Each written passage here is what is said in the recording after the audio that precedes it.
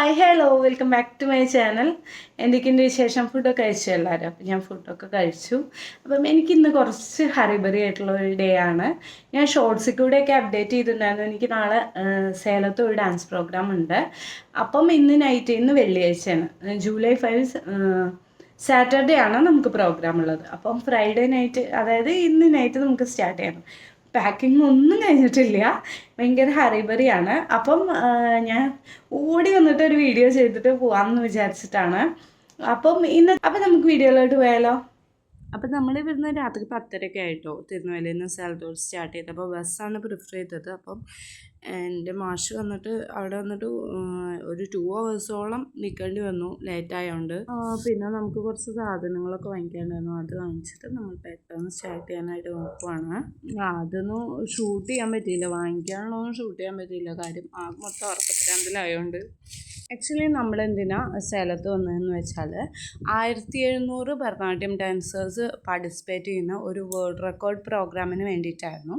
ഒരു Guinness record പ്രോഗ്രാമിന് വേണ്ടിയിട്ടാണ് നമ്മൾ സേലത്ത് വന്നത്. അപ്പം അത് വന്നിട്ട് സാസ് ഇവൻസും അതേപോലെ ശിവാലയ രുദ്രനാട്യാലയ എന്ന് പറഞ്ഞിട്ടൊരു ഡാൻസ് സ്കൂളും ചേർന്ന് ഓർഗനൈസ് ചെയ്യുന്ന ഒരു പ്രോഗ്രാമായിരുന്നു. മാസ് പ്രോഗ്രാമായിരുന്നു. പ്രിയദർശിനി മാം ആയിരുന്നു വന്നിട്ട് ഇനോഗ്രേറ്റ് ചെയ്തിരുന്നത്. തമിഴ് സീരിയലായിട്ടുള്ള എതിർനീച്ചൽ എന്ന് പറഞ്ഞിട്ടൊരു സീരിയലിൽ ലീഡിങ് റോൾ ചെയ്യുന്ന മാമാണ്. മാത്രമല്ല ഫേമസ് ക്ലാസിക്കൽ ഡാൻസറായിട്ടുള്ള ആളാണ് പ്രിയദർശിനി മാം എന്ന് പറയുന്നത്. അപ്പോൾ നമുക്ക് പ്രോഗ്രാമിൻ്റെ വിശേഷങ്ങൾക്ക്. അപ്പോൾ ഈ വേൾഡ് റെക്കോർഡ് ഇവൻറ്റ്സ് നടന്നത് നമ്മളുടെ സേലം കൈലാഷ് മാനസരോവർ സ്കൂളിലാണ്. ഇതൊരു സൈനിക് സ്കൂളാണ് കേട്ടോ. അപ്പോൾ അതിൻ്റെ ഗ്രൗണ്ടിലായിരുന്നു ഈ ഒരു നടരാജൻ്റെ ഡ്രോയിങ് അവർ വരച്ച് തീർത്തത്. 8 hours ടൈം സ്പെൻഡ് ചെയ്തിട്ടാണ്. വലിയൊരു ഹാർഡ് വർക്ക് തന്നെയാണ്. അത് മാത്രമല്ല 1700 ഡാൻസേഴ്സിനൊക്കെ അവരവിടെ അസംബിൾ ചെയ്യിക്കാനായിട്ട് അവരുടെ ഭാഗത്തു നിന്നുള്ള ഒരുപാട് ഹാർഡ് വർക്കും കാര്യങ്ങളൊക്കെ ഉണ്ടായിരുന്നു. മാത്രമല്ല ഇതൊരു നല്ല എക്സ്പീരിയൻസ് ആയിരുന്നു. 5 വയസ്സ് മുതൽ 55 വയസ്സ് വരെയുള്ള കാൻഡിഡേറ്റ്സ്, അതായത് പാർട്ടിസിപ്പൻസ് ഉണ്ടായിരുന്നു. അപ്പം ഒരുപാട് ഡാൻസേഴ്സിനെ മീറ്റ് ചെയ്യാനും ഡാൻസ് ടീച്ചേഴ്സിനെ മീറ്റ് ചെയ്യാനും അതേപോലെ നമുക്ക് എല്ലാവർക്കും എൻജോയ് ചെയ്യാനും അത്രയും നല്ലൊരു എക്സ്പീരിയൻസ് ആയിരുന്നു. അപ്പം ഒരുപാട് നമ്മളുടെ സെയിം ഫീൽഡിലുള്ളവരെ കാണാനും പരിചയപ്പെടാനും കൂടെ ഡാൻസ് ചെയ്യാനൊക്കെ. പിന്നെ 1700 ഡാൻസേഴ്സിൻ്റെ കൂടെ നടരാജൻ്റെ ആ ഒരു ഗ്രേറ്റ് ഡ്രോയിങ്ങിൽ 1700 പാർട്ടിസിപ്പൻസിനെ അലൈൻ ചെയ്ത് അത് ആ ഒരു പെയിൻറ്റിങ്ങിൽ ആ ഒരു ഡ്രോയിങ്ങിൽ നിന്ന് ഡാൻസ് ചെയ്യുക എന്നതായിരുന്നു ടാസ്ക് എന്ന് പറയുന്നത്.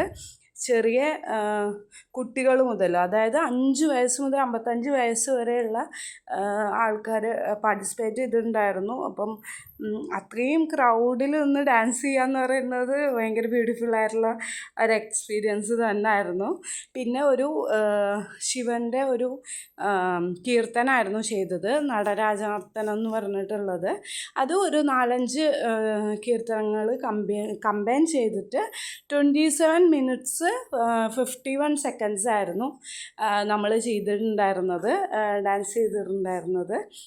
അപ്പം അതൊരു നല്ല എക്സ്പീരിയൻസ് ആയിരുന്നു. ഏറ്റവും വലിയ സന്തോഷം എന്ന് പറയുന്നത് നമ്മളിങ്ങനത്തെ ഒരു മാസീവായിട്ടുള്ള ഇവൻറ്റിൽ പങ്കെടുക്കുമ്പോൾ നമ്മളെ ഗുരുവിൻ്റെ സപ്പോർട്ട് തന്നെയാണ്. അത്രയും ദൂരം ട്രാവൽ ചെയ്തിട്ടായിരുന്നു മാഷ് അങ്ങോട്ട് വന്നത്. എന്നിട്ട് റെഡിയാക്കാനായാലും എല്ലാറ്റിനും വന്നിട്ട് നമ്മൾ ഏത് പ്രോഗ്രാം ചെയ്യുമ്പോഴും എന്ത് ചെയ്യുമ്പോഴും നമ്മളെ ഗുരുവിൻ്റെ അനുഗ്രഹം എന്ന് പറയുന്നത് തന്നെയാണ് ആദ്യം ബെസ്റ്റ്.